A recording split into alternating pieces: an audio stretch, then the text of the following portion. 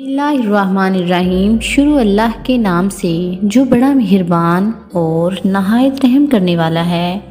अस्सलाम वालेकुम नाज़रीन, उम्मीद करती हूँ आप सब खैरियत से होंगे।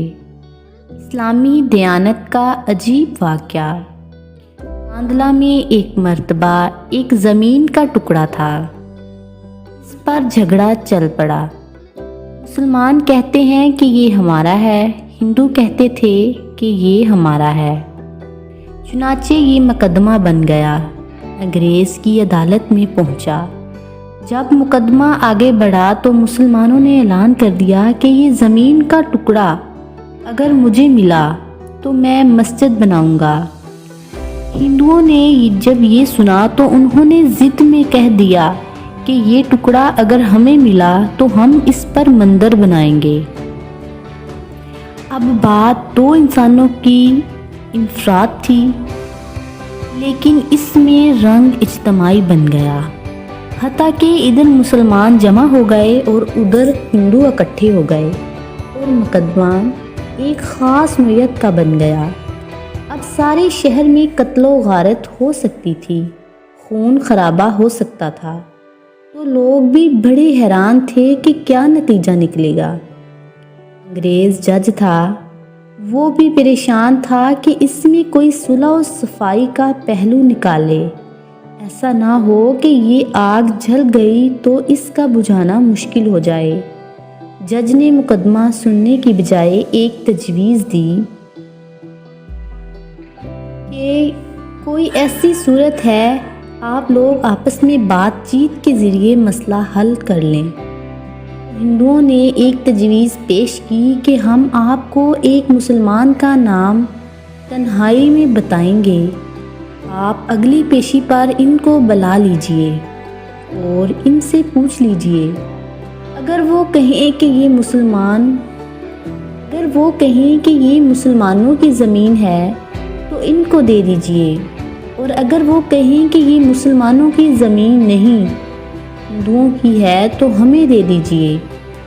जब जज ने दोनों फरीकैन से पूछा तो दोनों फरीकैन इस पर राज़ी हो गए। मुसलमानों के दिल में ये थी कि मुसलमान होगा, जो भी होगा मस्जिद बनाने के लिए बात करेगा। चुनाचे अंग्रेज़ ने फैसला दे दिया और महीना या चंद दिनों की तारीख दे दी कि भाई इस दिन आना और मैं इस आदमी को भी बुलवा लूँगा। अब जबकि मुसलमान बाहर निकल चुके थे और बड़ी खुशियाँ मना रहे थे, सब कूद रहे थे, नारे लगा रहे थे। हिंदुओं ने पूछा उन लोगों से जो बाहर आए कि उन्होंने क्या कहा। उन्होंने कहा कि हमने एक मुसलमान आलम को हाकिम बना लिया है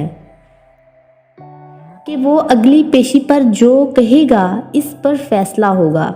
अब हिंदुओं के दिल मरजा गए और मुसलमान खुशियों से फूले नहीं समा रहे थे, लेकिन इंतज़ार में थे कि अगली पेशी में क्या होता है। चुनाचे हिंदुओं ने मुफ्ती इलाही बख्श कांदलवी का रहमतुल्लाह अलैह का नाम बताया कि जो शाह अब्दुल अजीज़ रहमतुल्लाह अलैह के शागिर्दों में से थे और अल्लाह ने इनको सच्ची सच्ची ज़िंदगी अता फरमाई थी। मुसलमानों ने देखा कि मुफ्ती साहब तशरीफ़ ला रहे हैं तो वो सोचने लगे कि मुफ्ती साहब तो मस्जिद की ज़रूर बात करेंगे। चुनाचे जब अंग्रेज़ ने पूछा कि बताइए मुफ्ती साहब, ये ज़मीन का टुकड़ा किसकी मलकियत है, इनको चूँकि हकीकत हाल मालूम थी, उन्होंने जवाब दिया कि ये ज़मीन का टुकड़ा हिंदुओं का है।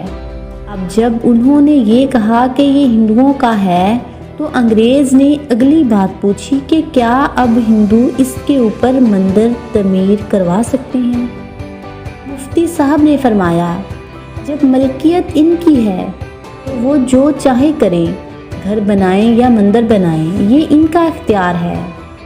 चुनाचे फैसला दे दिया गया कि ये ज़मीन हिंदुओं की है, मगर अंग्रेज़ ने फ़ैसले में एक अजीब बात लिखी। फैसला करने के बाद लिखा कि आज इस मुकदमा में मुसलमान हार गए मगर इस्लाम जीत गया।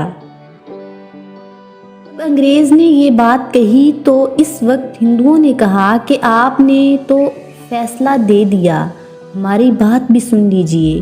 ہم اسی وقت کلمہ پڑھ کر مسلمان ہوتے ہیں اور آج یہ اعلان کرتے ہیں کہ اب ہم اپنے ہاتھوں سے یہاں مسجد بنائیں گے۔ وہ عقل کہہ رہی تھی کہ جھوٹ بولا کہ مسجد بنے گی، مگر حضرت مفتی صاحب نے سچ بولا اور سچ کا بول بالا۔ سچ پروردگار نے اسی جگہ مسجد بنا کر دکھلائی۔ تو کئی مرتبہ نظر آتا ہے کہ جھوٹ بولنا آسان راستہ ہے۔ جھوٹ بولنا آسان راستہ نہیں ہے، یہ کانٹوں بھرا ہوا راستہ ہے۔